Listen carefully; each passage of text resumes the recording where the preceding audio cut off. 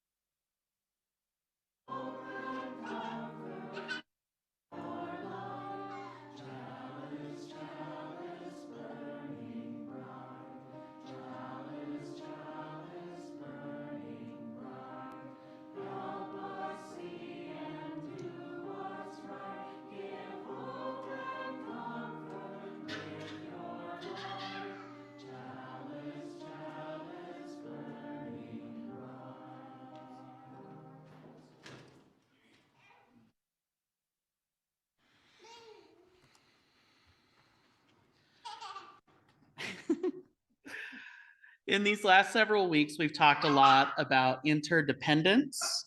We shift our focus from the gifts of interdependence, words are hard, to the gifts of pluralism with these words from Carl Rogers.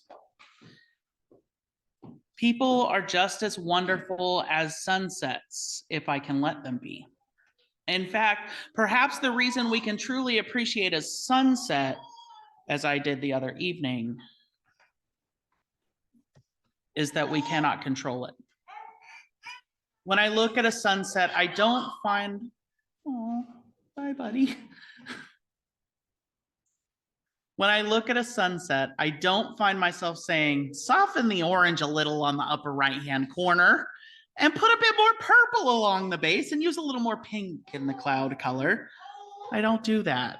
I don't try to control a sunset. I watch it with awe as it unfolds.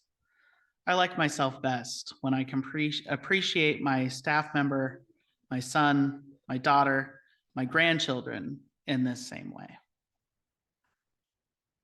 In our whole worship services, we'll be taking one song or hymn and leaning into learning it as a community over a month. This helps the whole community, not just the choir, become immersed in and learn the music. For May, we'll be learning the song We Celebrate the Web of Life. It's number 175 in the gray hymnal. Words will also be on the screen, and we'll be singing verses 1, 3, and 4. So if you would like to stand or sit in your spot, we will now sing hymn number 175.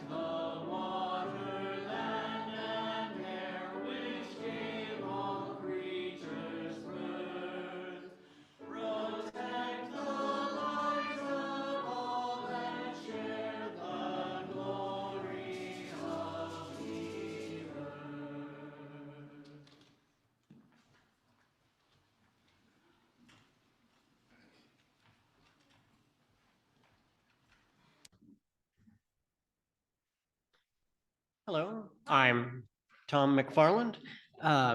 My pronouns are he, him, and I am wearing a